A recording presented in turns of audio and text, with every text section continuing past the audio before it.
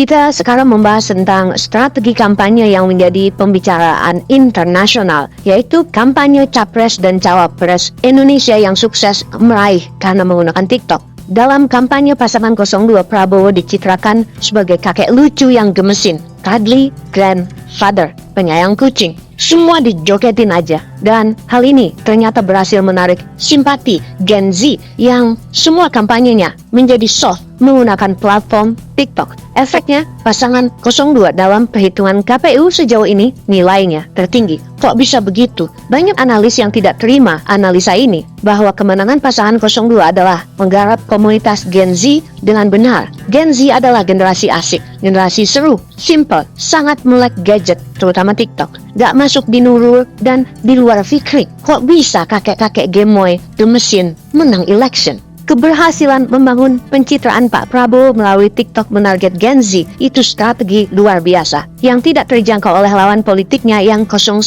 yang memilih pencitraannya pintar dan 03 yang pencitraannya diarahkan merakyat, namun tidak menggarap generasi TikTok dengan baik dengan tokoh lucu, joget-joget dengan gaya yang unik kayak orang lagi mau silat, gemesin. Pertanyaan berikutnya, apakah strategi Prabowo akan digunakan oleh pemimpin negara lain menggunakan TikTok menarget generasi muda? Dunia saat ini memang lagi ada mega election di seluruh dunia. Ada 63 negara yang menjalankan pemilihan raya di dunia di tahun 2024 ini. Ada 3 miliar manusia akan menentukan siapa pemimpinnya, dan tidak ada senjata yang paling powerful saat ini untuk menarget generasi muda selain TikTok. Suka atau tidak suka, para pemimpin politik dunia saat ini akhirnya menggunakan TikTok juga sebagai sarana menyapa generasi muda Gen Z. Jadi ada beberapa pertanyaan yang harus kita bahas sekarang. Apakah benar TikTok menjadi senjata politik yang ampuh untuk mempengaruhi dunia politik dan menarget anak muda? Kemudian mengapa banyak politisi dunia yang menggunakan TikTok sekarang ini? Pertanyaan terakhir, apakah TikTok adalah new election battleground, medan perang pemilu terbaru di dunia ini? Kita membahasnya lebih lengkap lagi. Apakah sahabat pernah mendengar nama fentanyl? Fentanyl adalah obat yang 50 kali lebih dahsyat dari heroin, 100 kali lebih dahsyat dari morfin, dan fentanyl sangat membuat orang kecanduan parah.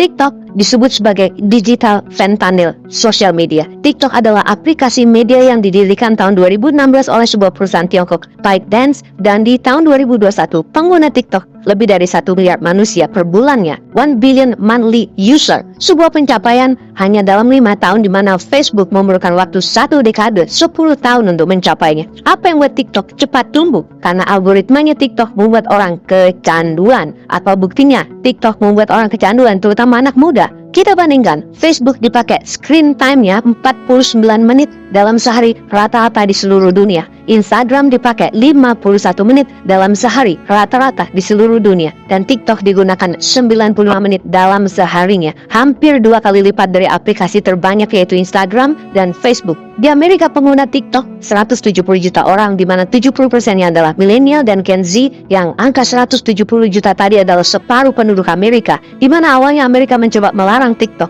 Namun sekarang Biden, Presiden Amerika, coba bersaing dalam election di November 2024, malah menggunakan TikTok dan membuka akun TikTok dan mulai berjoget demi mendapatkan suara anak muda. Padahal TikTok sejak tahun 2022 akan dilarang di Amerika. Di tahun 2023 CEO TikTok di roasting di Kongres. Namun anak muda Amerika sangat tergila-gila dengan TikTok. Akhirnya Biden menyerah, malah berbalik menggunakan tepat ketika acara Super Bowl NFL-nya di Amerika. Biden mengatakan dia di TikTok sambil mengajukan pertanyaan Kansas City Chiefs yang akan menang Super Bowl atau San Francisco 49ers yang akan jadi pemenangnya. Sekarang, dua kakek-kakek Biden dan Trump berjoget di TikTok mengikuti kesuksesan cuddling grandfather Prabowo Subianto memperebutkan Who Run the World di November 2024. Bagaimana?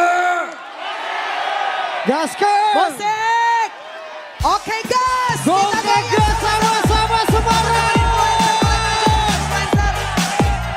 Tangannya dua di atas semuanya!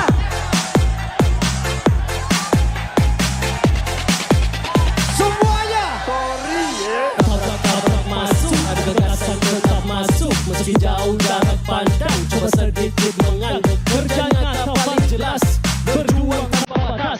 Prabowo Gibran tetapkan Indonesia makin emas. Oke gas, nomor 2 tolak gas.